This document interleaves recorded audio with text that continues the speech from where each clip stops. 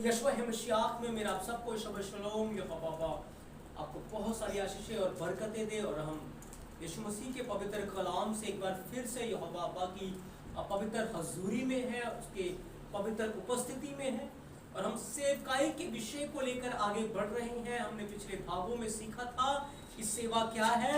हमने सीखा था कि जब हम अपना जीवन पवित्र यहोवा को भापता हुआ जीवित बलिदान करके चढ़ाते हैं, यही आज हमारी आत्मिक सेवा है।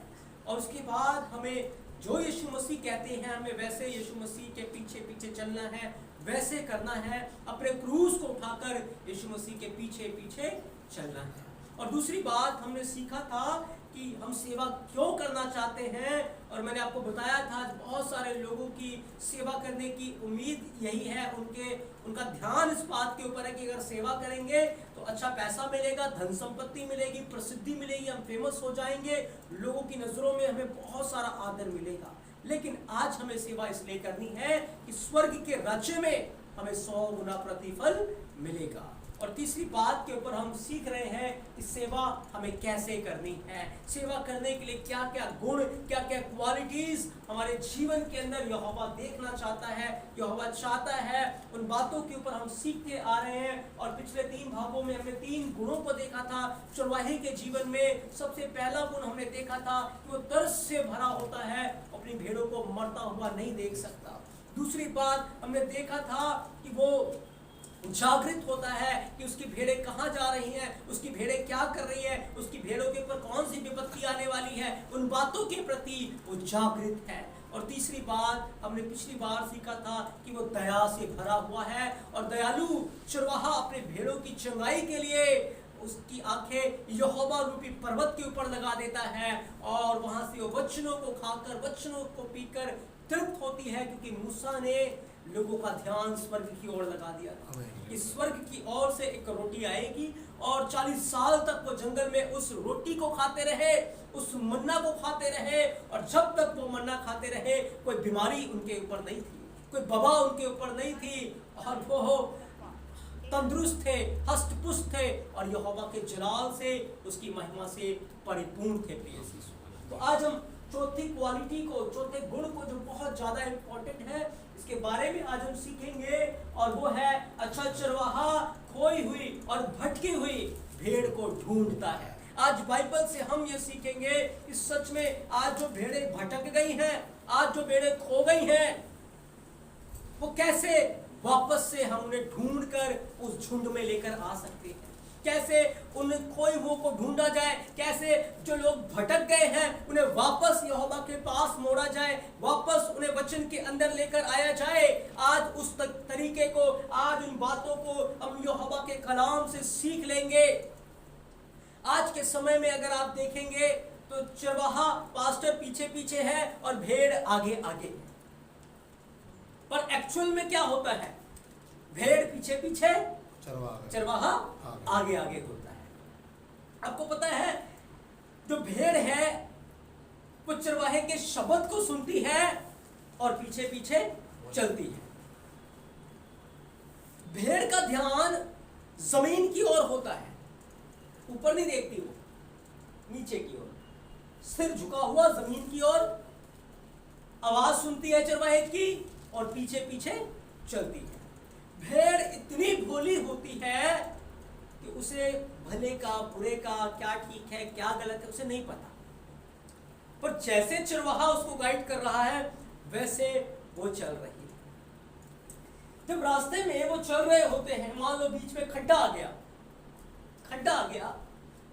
तो जो आगे वाली भेड़ है वो खड्डे में जाकर गिर जाएगी, तो ऐसा नहीं है कि पीछे वाली रुक जाएगी, पीछे वाली ऐसा नहीं रुक जाएगी कि आगे वाली, आगे खड्डा है और वो गिर गई है मैं रुक जाती हूं, नहीं, पीछे वाले भी जाके खड्डे में गिर जाएगी।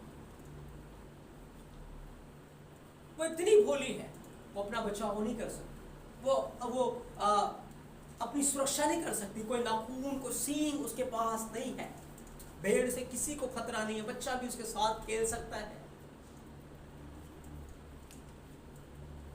भेड़ को अगर एक ही जगह चराई में लगा दिया, चरने में, तो वही चढ़ती रहेगी चाहे घास खत्म हो जाए, वो आगे नहीं बढ़ती, इसको बढ़ाना पड़ता है। तो चरवाहे को भेड़ का बहुत ध्यान रखना पड़ता है कि भेड़ अपने आप से बहुत भोली है, अपनी सुरक्षा करने में असमर्थ है, अपने आप को बचाने में असमर्थ है और बहुत आसानी से वो किसी भी जंगली जानवर का शिकार हो जाती है, वो भटक जाती है, वो खो जाती है।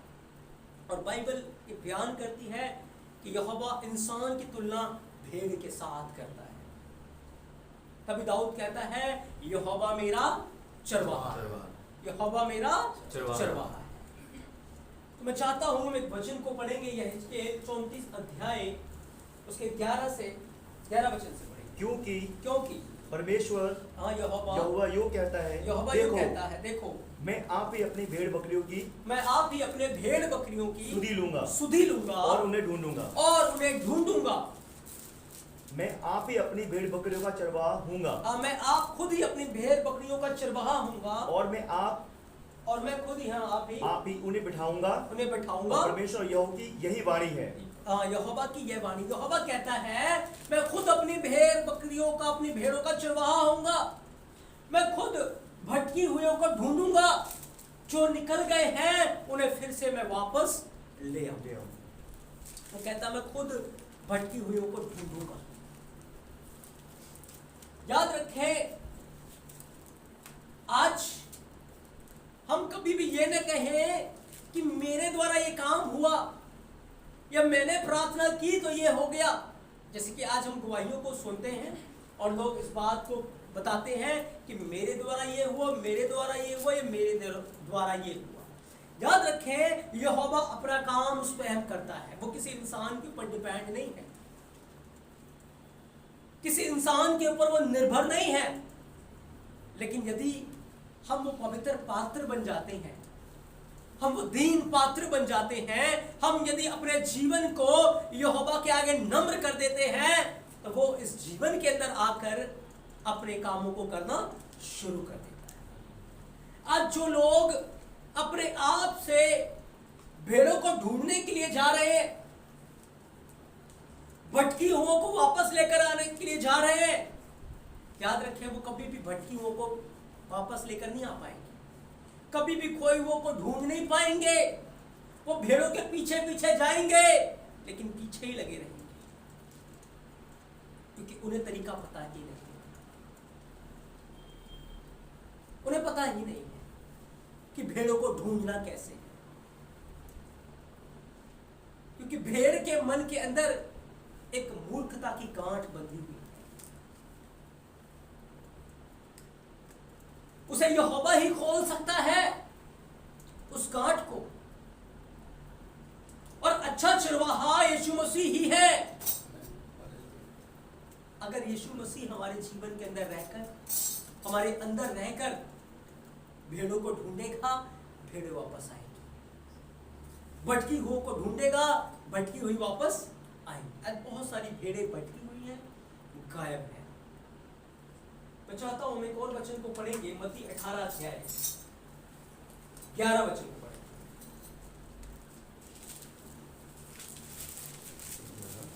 11 वचन, 18 का 11। क्योंकि मनुष्य का पुत्र खोए हुओं को बचाने आया है। तुम क्या सोचते हो यदि किसी मनुष्य की 100 भेड़ें हो उनमें से एक भटक जाए तो क्या वह 99 को छोड़कर और पहाड़ों पर जाकर उस भटकी हुई को ना ढूंढेगा। बड़े ध्यान से सुनना है यहाँ पर। देखो, चरवाहा जो है वो अपनी भेड़ों को कहाँ चराता है? पहाड़ों के ऊपर। कहाँ चराता है? पहाड़ों के ऊपर। ठीक है। अब जो भेड़ पहाड़ के ऊपर होगी, क्या वो भटकेगी? क्यों? क्योंकि वो कहाँ पर है? पहाड़ पे है ना, झुंड में है ना, झुंड आसपास ही तो होगा। तो चरवाहा की आंखों से वो भटक तो नहीं जाएगी। तो पहाड़ के ऊपर जो भेड़ रहेगी वो भटकेगी नहीं, वो सुरक्षित है। चरवाहे की आंखें उसे देख रही हैं और भेड़ों की आंखें भी उसके ऊपर झुंड में है, लेकिन वो भटकेंगी कहाँ? यीशु मसीह कहता है कि तुम क्या सोचते हो कि किसी की 100 भेड़ें हैं, एक खो गई, उनको ढूंढने के लिए कहां जा रहा है? कहां जा रहा है? पहाड़ के ऊपर। पर क्या पहाड़ के ऊपर भेड़ खो सकती है? खो सकती है क्या? नहीं, पहाड़ के ऊपर भेड़ नहीं खो सकती। भेड़ कहां खोती है? तराई के अंदर, नीचे खाई के अंदर, झाड़ी के अंदर। भेड़िया लेकर उन्हें घुस जाता है झाड़ी के अंदर, किसी तराई में उन्हें घात कर देता है, तो भेड़ें कहां खो जाती है? तराइयों में, नीचे की तरफ, झाड़ियों में खो जाती है वो, तराइयों में खो जाती है वो, ऐसे गुफाओं में खो जाती है, गुप्त स्थानों में वो खो जाती है, जहां ढूंढना बड़ा मुश्किल हो जाता है। पर यीशु मसीह क्या कह रहे हैं कि भेड़ें खोई तो है तराई में, खोई तो है झाड़ी में, लेकिन चरवाहा कहां ढूंढने गया? पहाड़ों पे। समझ आ रही है आपको ये बात? खोई तराई में है और ढूंढने कहां गए? पहाड़ों के ऊपर। समझना है मैंने इन बातों को। जब आपको मैं बता रहा था कि चरवाहे को इब्रानी भाषा में क्या बोलते हैं? रा। क्या बोलते हैं? क्या बोलते हैं? रा। रा के अंदर से पिछली बार भी हमने अलग किया था, आइन को अलग किया था, और रैश और हे को, हे और रैश को अलग किया था। जब हे और रैश को हम जोड़ देंगे तो क्या बन जाएगा? हर का अर्थ क्या है? पहाड़। क्या है? पहाड़। और पीछे आइन है, आइन का अर्थ क्या है? आंखें। तो पिछली बार हमने ये देखा था कि अच्छा चरवाहा भेड़ों की आंखें कहां लगा देता है? पहाड़ के ऊपर। ठीक। अब आज हमें देखना है कि जब भेड़ खो गई तो चरवाहा कहां पे आया? पहाड़ के ऊपर। चरवाहा कहां आया? चरवाहा कहां आया? पहाड़ के ऊपर। पर भेड़ कहां है? भेड़ कहां है? तराई। झाड़ियों में है भेड़, वहां नाश हो रही है, चरवाहे पहाड़ के ऊपर है। आपको पता है मूसा यहोवा के साथ कहां पर था? पहाड़ के ऊपर था ना। यहोवा उससे बात कर रहा है, उसे 10 कमांडमेंट्स दे रहा है, 10 आज्ञाएं दे रहा है। 40 दिन 40 रात वो कहां रहा? यहोवा की उपस्थिति में, पहाड़ के ऊपर। तो पहाड़ जो है वो क्या दिखाती है? वो यहोवा की उपस्थिति को दिखाती है। पहाड़ क्या दिखाती है? यहोवा की उपस्थिति। किसको दिखाती है पहाड़? यहोवा की उपस्थिति। मैंने दिखा था ना, यहोवा रूपी पर्वत, यहोवा रूपी पर्वत, यहोवा रूपी पहाड़। तभी तो दाऊद कहता है मैं अपनी आंखें कहां लगाऊंगा? पर्वतों की ओर। तो मूसा कहां चढ़ा हुआ है? पर्वत के ऊपर। एक दिन वो उसी पर्वत के ऊपर अपनी भेड़ बकरियों को चरा रहा था। जब हम निर्गमन 3 अध्याय को पढ़ते हैं तो मूसा अपनी भेड़ बकरियों को मिद्यान के पहाड़ी क्षेत्रों में चरा रहा। वहीं पर उसने एक जलती झाड़ी में दर्शन पाया, उसी पहाड़ के ऊपर। और उस पहाड़ के ऊपर जब वो आया, यहोवा ने उससे बात की कि मेरे लोग मिस्र की गुलामी में, जो कि नीचे की तरफ है, जब आप नक्शा देखेंगे, आप रूट मैप देखेंगे, तो इज़राइल जो है, कनान जो है, वो ऊपर की तरफ है और मिस्र कहां है? नीचे, तराई में। तो इज़राइली जो प्रजा थी वो तराई के अंदर नाश हो रही थी। शत्रु ने दुख पहुंचा रहे थे, पीड़ा में थे वो। लेकिन मूसा कहां पर गया? पहाड़ के ऊपर। पहाड़ के ऊपर उसे यहोवा का वचन मिला, जा मेरे लोगों के पास, जा मेरे लोगों के पास, मैं अपने लोगों को बचाने के लिए उतर आया। मूसा, मैं तेरे साथ चलूंगा और मैं अपने लोगों को उस गुलामी से बाहर निकालूंगा, क्योंकि उनकी पीड़ा, उनकी चिल्लाहट मेरे कानों तक पहुंची हो। यहोवा मूसा के साथ चल रहा था, उन्हें वो मिस्र से निकाल कर ले आया, उस गुलामी की दलदल से, उस झाड़ी से, उस खाई से, उस तराई से वो निकाल कर ले आया। अब फिर वो नीचे की तरफ है, मूसा ऊपर की तरफ है, मूसा यहोवा की उपस्थिति में है। नीचे लोगों ने क्या किया? नीचे लोगों ने बछड़ा बना लिया। पढ़ेंगे वचन को, निर्गमन 32 अध्याय 7 वचन से।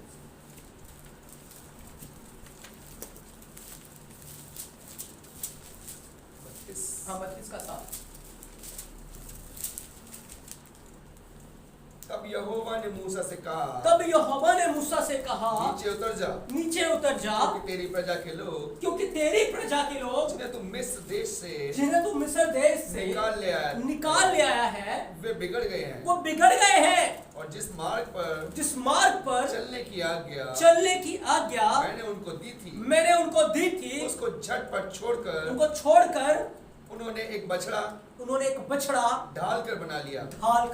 अब देखो, जैसे उसको न्यूज मिला, मूसा को क्या करना चाहिए? तुरंत भागना चाहिए अपनी भेड़ों को बचाने के लिए, तुरंत भागना चाहिए अपनी भेड़ों को बचाने के लिए। ऐसी होगा ना। अब मान लो आप चर्च के अंदर है, आपको घर से न्यूज आ जाए जी कि बच्चे की तबीयत खराब हो गई है, तुरंत आप उठ के क्या करेंगे? भाग जाएंगे ना, तुरंत जाएंगे ना उसे डॉक्टर के पास लेके जाने के लिए, ट्रीटमेंट कराने के लिए। पर मूसा भी भागा नहीं, मूसा वहीं पहाड़ के ऊपर है, मूसा वहीं पर पहाड़ के ऊपर है, वो भागा नहीं,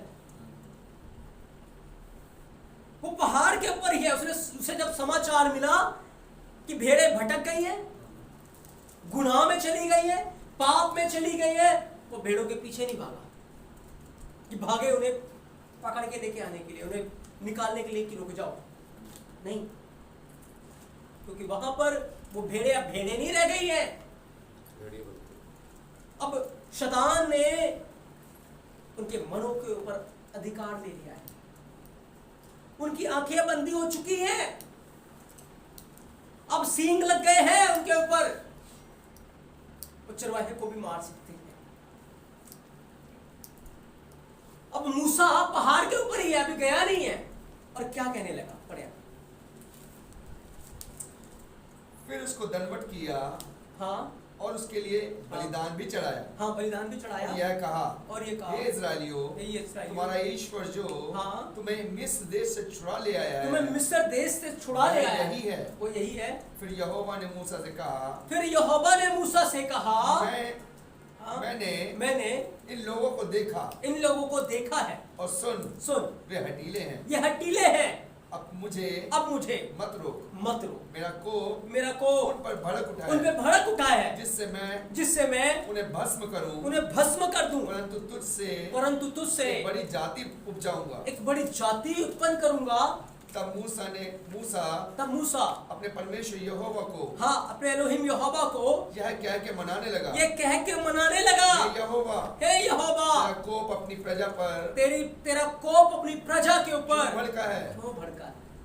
आपको पता है, उसे समाचार मिला है कि मेरे लोग बिगड़ गए हैं, गुनाह में चले गए हैं। वो तुरंत छोड़ के भाग जाता कि मैं जाके रोकूं नहीं, मूर्ति पूजा मत करो, तुम पाप कर रहे हो, तुम गलत कर रहे हो। नहीं, वो अभी यहोवा की उपस्थिति, यहोवा के जलाल में, यहोवा कह रहा मैं उन्हें नाश कर दूंगा। मूसा तो हट जा, वो वही पहाड़ के ऊपर अपने घुटने टेक देता है, यहोवा के आगे गिर जाता है और यहोवा को मनाने लगता है, यहोवा से विनती करने लगता है कि यहोवा, कि तूने नाश कर देगा तो फिर उस प्रतिज्ञा का क्या होगा जो तूने अब्राहम के साथ बांधी, इसाक के साथ बांधी, याकूब के साथ बांधी। फिर मिस्री लोग क्या कहेंगे? वो विनती करने लगा, वो गिड़गिड़ाने लगा, वो रोने लगा यहोवा के आगे, दुहाई देने लगा यहोवा के आगे। जो प्रजा खाई में खो गई है, जो प्रजा झाड़ी में फंस गई है, पाप में गिर गई है, वहीं यहोवा की उपस्थिति में पहाड़ के ऊपर उन भेड़ों को वो ढूंढ रहा है, उन भेड़ों को बचाने के लिए विनती कर रहा है, उन भेड़ों के लिए आंसू बहा रहा है। और उसके आंसू व्यर्थ नहीं है, उसकी विनती व्यर्थ नहीं की, उसकी दुहाई व्यर्थ नहीं की। क्या हुआ? आगे बढ़े। जैसे तू बड़े सामर्थ्य हाँ, और बलवंत हाथ के द्वारा मिस्र देश से निकाल लाया है। मिस्र देश से निकाल लाया है। मिस्री लोग यह क्यों यह क्यों कहने पाए? ये क्यों कहने पाए? वह उनको बुरे अभिप्राय से अर्थात पहाड़ों में घात करके धरती पर से मिटा डालने की मनसा से निकाल लिया गया। तू अपने भड़के हुए कोप को शांत कर और अपनी प्रजा को ऐसी हानि पहुंचाने से फिर जा। अपने दास अब्राहम, इसहाक और याकूब को स्मरण कर, जिनसे तूने अपनी ही शपथ खाकर ये कहा था मैं तुम्हारे वंश को आकाश के तारों के तुल्य बहुत करूंगा। और यह है सारा देश जिसकी मैंने चर्चा की है, तुम्हारे वंश को दूंगा कि वे उसके अधिकारी सदैव बने रहे। तब यहोवा अपनी प्रजा की हानि करने से जो उसने कहा था पछताया। यहोवा रुक गया अपनी प्रजा को नाश करने से।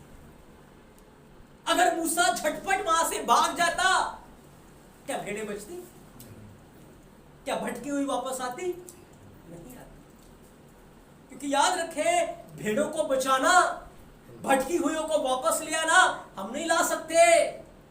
लेकिन हम यदि पहाड़ के ऊपर घुटने टेक देंगे, यदि पहाड़ यहोवा की उपस्थिति है, यदि उसकी उपस्थिति में घुटने टेक देंगे, उसकी उपस्थिति में बैठकर घुटनों के बल रोएंगे, गिड़गिड़ाएंगे, विनती करेंगे, यहोवा भटकी हुइयों को वापस ले आएगा, यहोवा खोई हुइयों को वापस ले आएगा।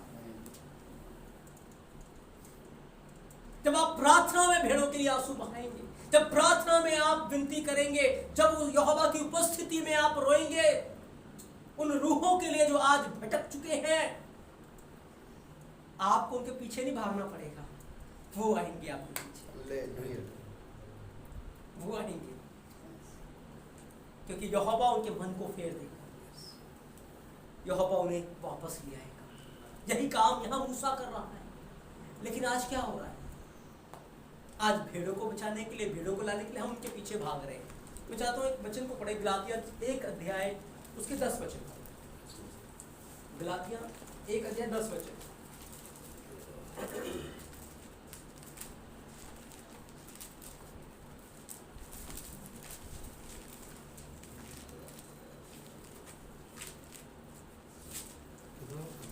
एक अध्याय 10 वचन, गलातिया की किताब। अब मैं क्या मनुष्यों को मनाता हूँ या परमेश्वर को या यहोवा को?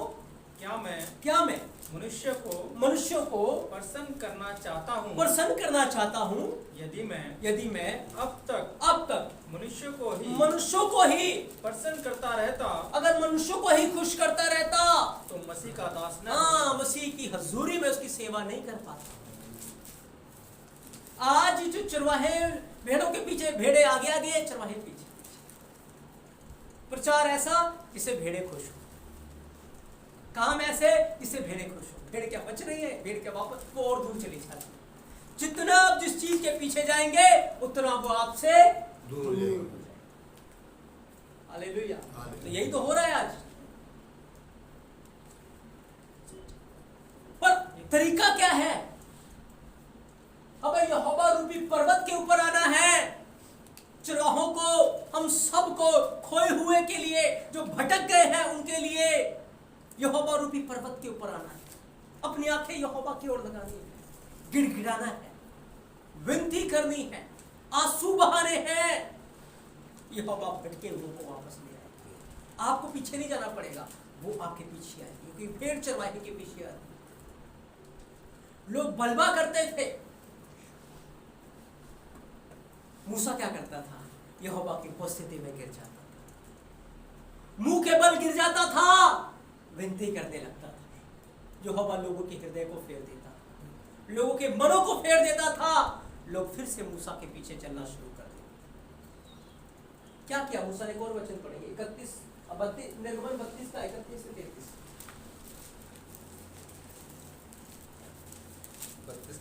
31 से 33। तब मूसा यहोवा के पास यहोवा के पास कहने लगा, यहोवा के पास पर्वत के ऊपर चला गया फिर से। हाय हाय हाय हाय, उन लोगों ने सोने के देवता बनाकर बड़ा ही पाप किया है। तो भी अब तू उनका पाप क्षमा कर दे, नहीं तो अपनी लिखी हुई पुस्तक में से मेरे नाम को काट दे।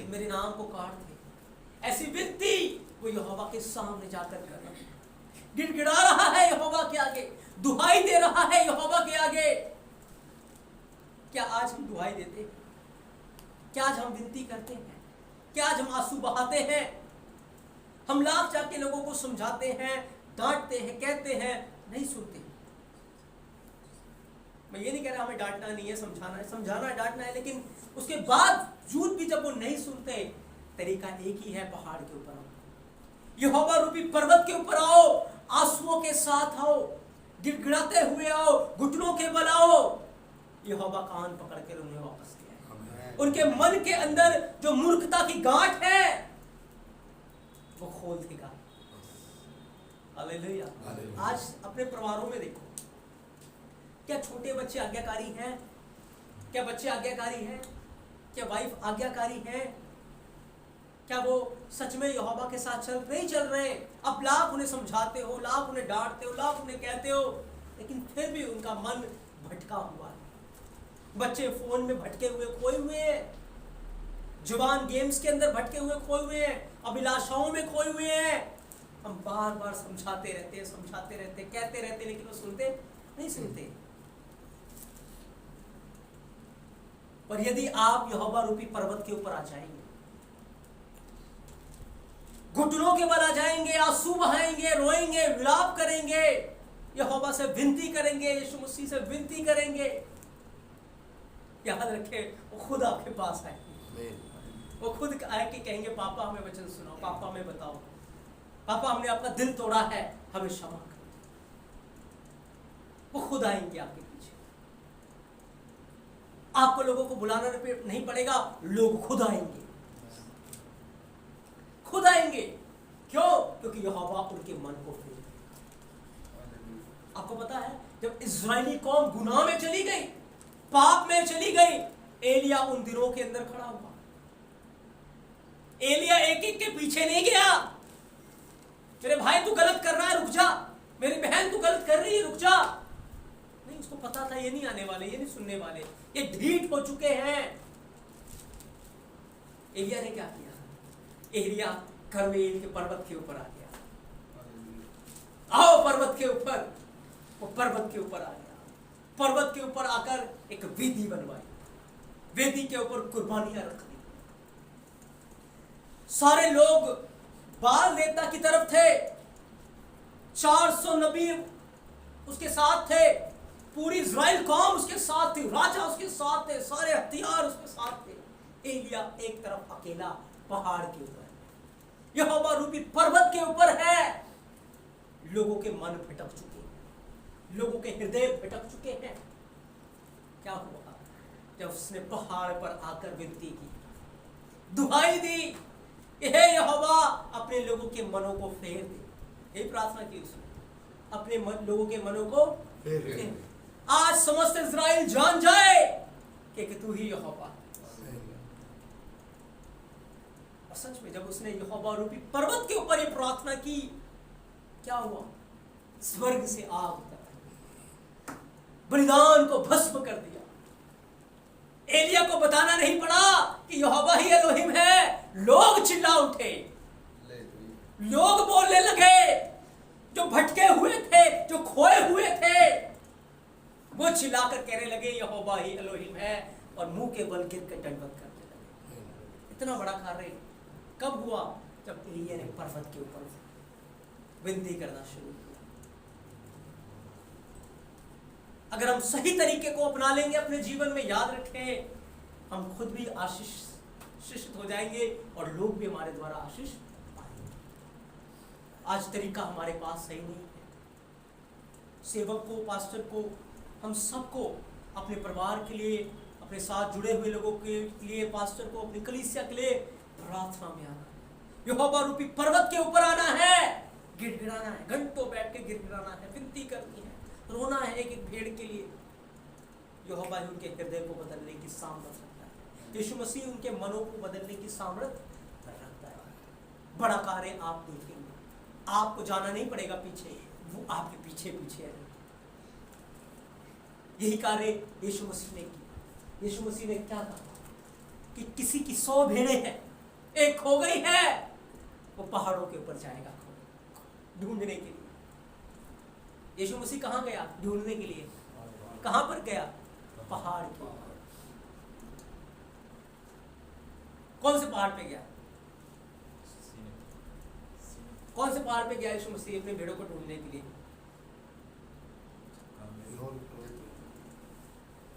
बताओ कौन से पहाड़ पे गया यीशु मसीह अपने भेड़ों को ढूंढने के लिए? तराई में गई। कौन से पहाड़ पे गया? यीशु मसीह तराई में नहीं गया। भेड़े तराई में है, भेड़े झाड़ी में फंसी हुई है, लेकिन यीशु मसीह एक पहाड़ के ऊपर चले गए। उस पहाड़ के ऊपर जाकर यीशु मसीह ने अपनी भेड़ों को ढूंढ लिया। कौन सा पहाड़ था? कौन सा पहाड़ था? बाइबल में उस पहाड़ का नाम लिखा हुआ है।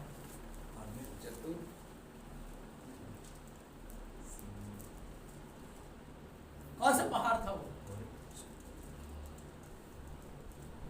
उसको बाइबल में लिखा गया वो गोलगत्था की पहाड़ी, वो कलवरी पहाड़ था जिसके ऊपर यीशु मसीह ने जाकर अपने प्राणों को दे दिया। अपनी भेड़ों के लिए वो प्रार्थना करता है, बाप इन्हें माफ कर, ये नहीं जानते ये क्या करते, इन्हें क्षमा कर दे। उसका लहू बहा उस पहाड़ी के ऊपर। तराई में जाकर लहू नहीं बहाया, पर मंदिर के अंदर क्या होता था? मंदिर नीचे था, पहाड़ी ऊपर थी। मंदिर के अंदर भेड़ों को लेकर जाया जाता था और भेड़ों को कुर्बान किया जाता था, लहू बहता था। और जब लहू बहता था याजक पानी मारते थे, याजक पानी मारते, तो लहू भी बहता था और पानी भी बहता था, लेकिन कहां बहता था? नीचे, नीचे बहता था। लेकिन यीशु मसीह कहां है? ऊपर, पहाड़ के ऊपर बहना है लहू को। और जब यीशु मसीह के पसली में नेजा मारा गया, क्या निकला? लहू। भेड़ों के लिए निकला, उसके लोगों के लिए निकला। और उस लहू के द्वारा जो भेड़े गुनाह की दलदल में फंसी हुई थी, पाप की झाड़ी में फंसी हुई थी, लहू की सामर्थ ने उन्हें शैतान की गुलामी से, पाप की गुलामी से आजाद कर। इसलिए मेरे प्रियो, यदि सच में आज हम अपने परिवार में, हो सकता है हम दुखी हो कि मेरा परिवार मेरी बात को नहीं सुनता,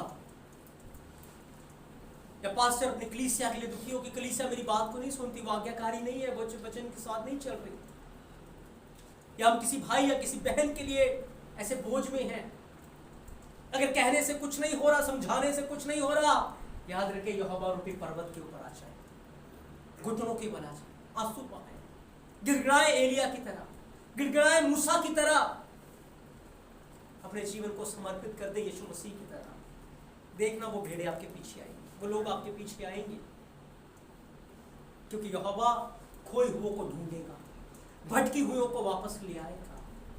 पर ये काम यहोवा ही कर सकता है, और वो हमारे अंदर रहकर इस काम को करना चाहता है। यीशु मसीह ने कहा